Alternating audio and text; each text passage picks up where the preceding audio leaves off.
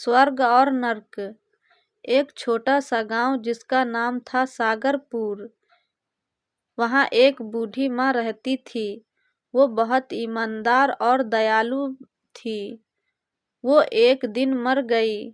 यमराज उसे लेने आए।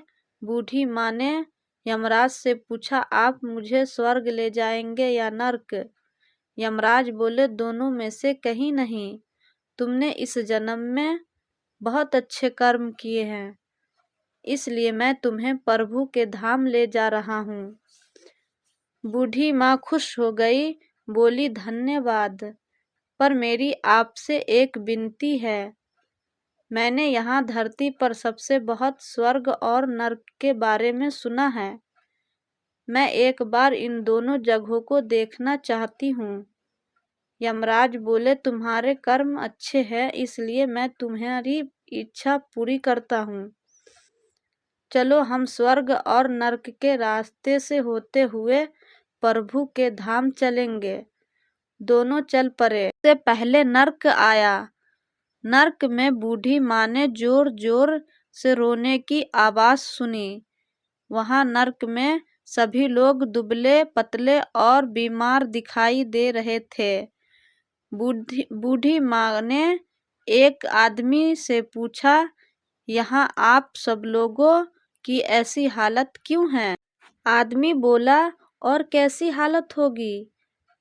मरने के बाद जब से यहाँ आए हैं, एक दिन भी खाना नहीं खाया।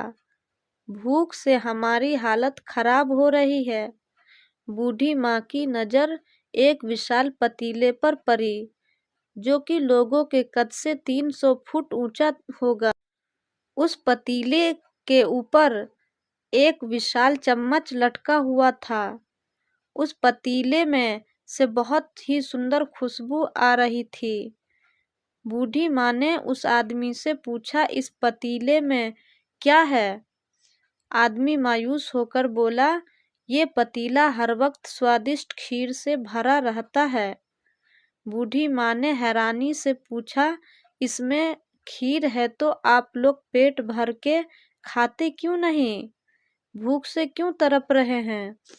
आदमी रो रो कर बोलने लगा, कैसे खाए? यह खीर 300 फुट ऊंचा है। हम में से कोई भी उस पतीले तक नहीं पहुंच पाता।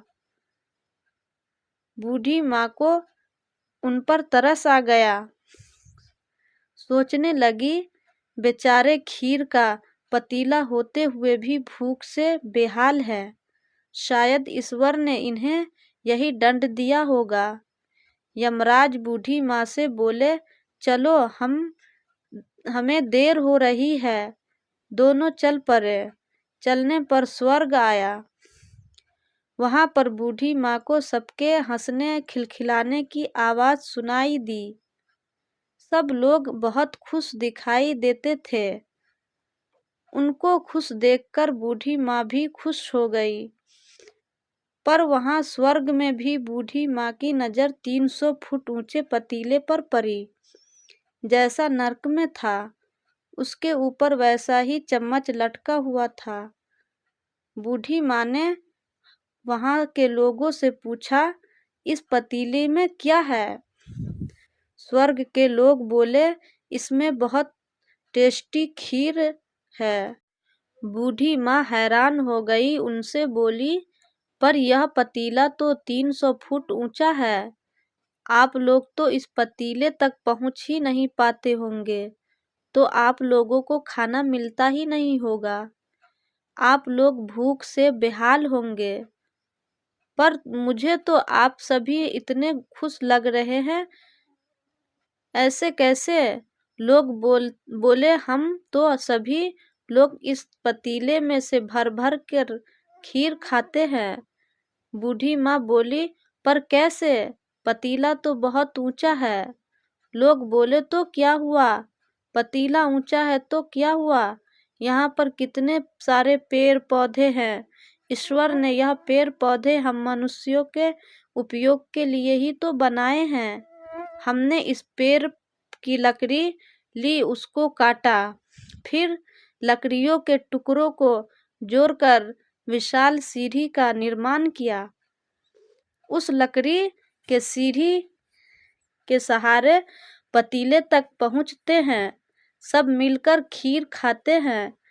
बूढ़ी यमराज की तरफ देखने लगी। यमराज मुस्कुराए और बोले, ईश्वर ने स्वर्ग और नर्क मनुष्य के हाथों में सौंप रखा है। चाहे तो अपने लिए नर्क बना ले, चाहे तो स्वर्ग। ईश्वर ने सबको एक समान हालतों में डाला है। उसके लिए उसके सभी बच्चे एक समान हैं। वह किसी से भेदभाव नहीं करता। वह नर्क में पेड़ पौधों सब थे और वह लोग ही आलसी है। उन्हें खीर हाथ में चाहिए। वह कोई कर्म करना चाहते, कोई मेहनत नहीं करना चाहते, इसलिए भूख से बेहाल है। क्योंकि यही ईश्वर की बनाई गई दुनिया का नियम है। जो कर्म करेगा, मेहनत करेगा, उसी को मीठा फल खाने को मिलेगा।